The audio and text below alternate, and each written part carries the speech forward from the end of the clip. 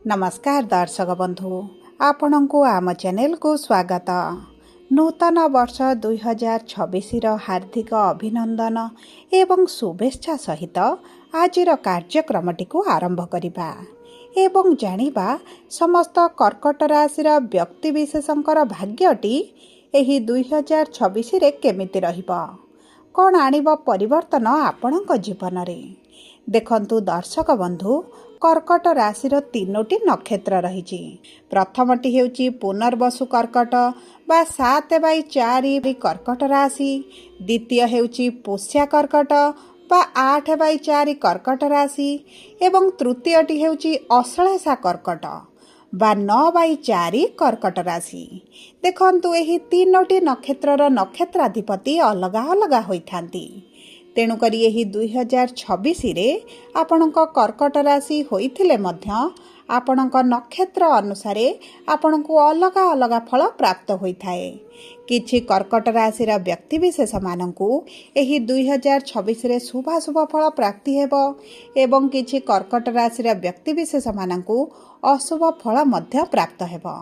देखंतु पुनर्वसु कर्कट राशि बा 7/4 कर्कट राशि जो व्यक्ति मानकर सेमानकर नक्षत्राधिपति हेउछंती देवगुरु बृहस्पति एवं जो मानकर पुष्या कर्कट राशि बा 8/4 कर्कट राशि सेमानकर नक्षत्राधिपति हेउछंती शनि एवं जो व्यक्ति मानकर अश्लेषा कर्कट राशि बा 9/4 कर्कट राशि सेमानकर नक्षत्राधिपति हेउछंती बुध। तेणुकरी तीनोटी नक्षत्र रे आपण अलग अलग प्रभाव एही 2026 रे निश्चित भाव रे देखिबे एवं आपण जानि रखंतु जे जेते कर्कट राशिर व्यक्ति माने अछंती समस्तंकु एका प्रकारर प्रभाव पड़िबो नाही। तेबे आसंतु जानिबा आपणकर 2026 रे नक्षत्र अनुजाई कि प्रकार प्रभाव पड़िबा पई जाउछि। केउ समयटी आपणक पई शुभदायक रहिछि एवं केउ समयटी आपणक पई अशुभदायक रहिछि एवं ता सहित आपणकर राशि जहाँ भी होना काहेकि जदि आपणकर लग्नटी कर्कट होइथाए तेबे मध्य आपणक लग्न अनुसार आपणको किछि तो किछि प्रभाव निश्चित भाव रे पड़िबो। देखंतु आपणक राशि रे जदि शुभ प्रभाव पड़िबार थिबो किंतु आपणकर लग्नटी अशुभ प्रभाव पड़िबार थिबो तेबे मध्य आपण अशुभत्व किछि ना किछि तो अनुभव करिवे। सेथिपई भिडियोटी को शेष पर्यंत देखंतु एवं जानतु आपणक लग्न अनुसार कौन रही फलाफल एवं कौन रही ताहार प्रतिकार जहाँ आपणक अशुभत्व को दूर करिबारे साहाय्य करिबो। देखंतु जदि आमे मोटामोटी भाव में देखिबा तेबे 2025 रे आपणकर स्वास्थ्य टिके खराब रहुथिला। आपण आर्थिक समस्या देई गति करुथिले एवं आपण ऋण आनिथिले किंतु ऋणटी सुझिबा पई सक्षम होई पारु नथिले। आपणक परिवार रे खुशीर वातावरण रही नथिला एवं आपणकर अजथा खर्च गुड़ाए किंतु बढ़ी जाइथिला एवं विद्यार्थी माने शिक्षा क्षेत्र में बहुत अधिक समस्या देखुथिले।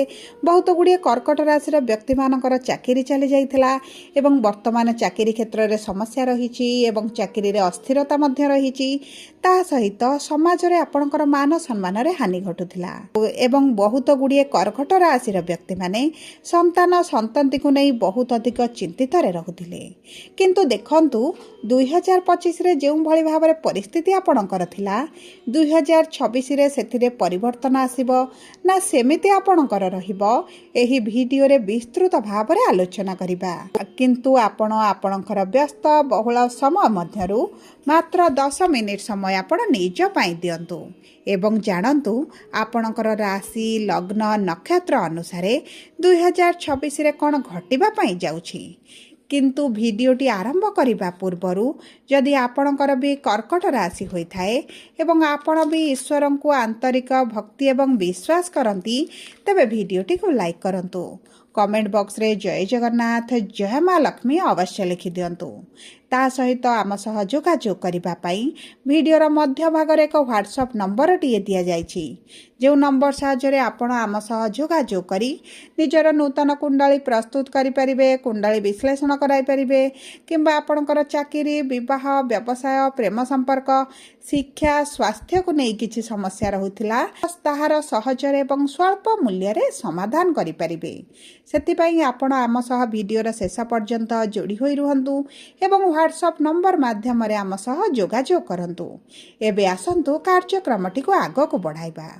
ଦେଖନ୍ତୁ, ଆପଣଙ୍କ ରାଶିର ରସ୍ୟାଧିପତି ହେଉଛନ୍ତି ଚନ୍ଦ୍ରମା ଏବଂ ଆପଣଙ୍କ ରାଶି ହେଉଛି ରାଶିଚକ୍ରର ଚତୁର୍ଥତମ ରାଶି। ଏବଂ ମନେ ରଖନ୍ତୁ, ଆପଣଙ୍କ ରାଶିର ଇଷ୍ଟ ହେଉଛନ୍ତି ମହାଦେବ। ଏବଂ ଏହି 2026 ବର୍ଷରେ ଆପଣ ଟିକେ ଆର୍ଥିକ କ୍ଷେତ୍ରରେ ଏବଂ ଆପଣଙ୍କ ମନୋବଳ କ୍ଷେତ୍ରରେ ଟିକେ ଦୁର୍ବଳତା ଆସିବ ଏବଂ ଖର୍ଚ୍ଚ ଆପଣଙ୍କର ଅଧିକ ରହିବା କାରଣରୁ ଆପଣଙ୍କ ନିୟନ୍ତ୍ରଣ ବାହାରକୁ ଚାଲିଯିବ। ତା ସହିତ ଆପଣଙ୍କର ଆର୍ଥିକ ସମସ୍ୟା ବଢ଼ିବା ସହିତ ଆପଣଙ୍କ ସ୍ୱାସ୍ଥ୍ୟରେ ମଧ୍ୟ ସମସ୍ୟା ଦେଖାଦେଇପାରେ। ବିଶେଷ ଭାବରେ ପେଟ ସମସ୍ୟା, ଲିଭରରେ ସମସ୍ୟା, ପାଦରେ ସମସ୍ୟା ଆପଣ ଦେଖିପାରନ୍ତି। ଏବଂ ଏହି 2026 ବର୍ଷରେ କିଛି ଅପରେସନ୍, କିଛି ସର୍ଜରୀ ହେଲା ଭଳି ପରିସ୍ଥିତି ମଧ୍ୟ ଦେଖାଦେଇପାରେ। ସେଥିପାଇଁ ନିଜର ଖାଦ୍ୟ ପାନୀୟକୁ ବିଶେଷ ଭାବରେ ଆପଣଙ୍କ ସ୍ୱାସ୍ଥ୍ୟର ବହୁତ ଅଧିକ ଦାୟିତ୍ୱ ନିଅନ୍ତୁ। ତା ସହିତ ଏହି 2026ରେ ଯଦି ଆପଣ କିଛି ଭୂମି, ଭବନ, ବାହନ କିମ୍ବା ଏହିଭଳି କିଛି ଗୁରୁତ୍ୱପୂର୍ଣ୍ଣ ଜିନିଷ ବା ବଡ଼ ଜିନିଷ କିଛି କ୍ରୟ କରିବା ପାଇଁ ଚାହୁଁଥିଲେ, ତେବେ ଆପଣଙ୍କ ପାଇଁ ଶୁଭଦାୟକ ରହିବ। କିନ୍ତୁ ଆପଣଙ୍କର ସ୍ୱାସ୍ଥ୍ୟକୁ ଏବଂ ଆପଣଙ୍କର ମାନସିକ ସ୍ୱାସ୍ଥ୍ୟକୁ ବହୁତ ଅଧିକ ଧ୍ୟାନ ଦିଅନ୍ତୁ। ଏବେ ଆସନ୍ତୁ ଜାଣିବା କିପରି ରହିବ କର୍କଟ ଲଗ୍ନର ବ୍ୟକ୍ତିବିଶେଷମାନଙ୍କ ପାଇଁ ଏହି 2026 ବର୍ଷଟି।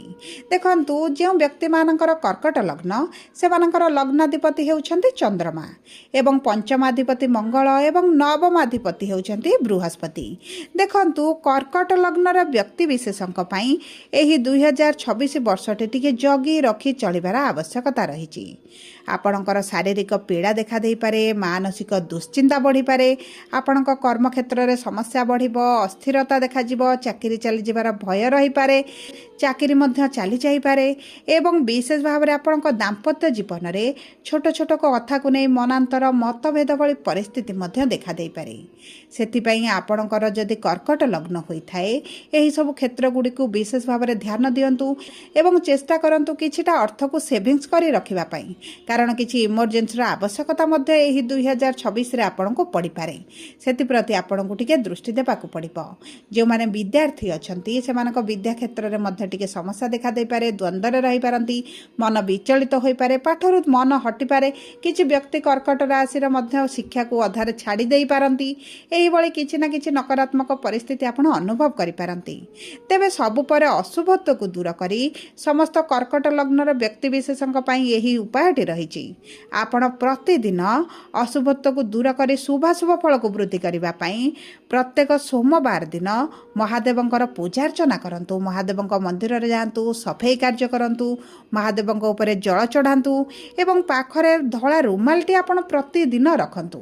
ଏହା ଆପଣଙ୍କର ଭାଗ୍ୟ ସାଥ ଦେବାରେ, ଚନ୍ଦ୍ରମାକୁ ସନ୍ତୁଷ୍ଟ କରିବାରେ ଏବଂ ଆପଣଙ୍କର ଚନ୍ଦ୍ରମାଙ୍କର ପ୍ରକୋପରୁ ରକ୍ଷା କରିବାରେ ବହୁତ ଅଧିକ ସହାୟତା ପ୍ରଦାନ କରିବ।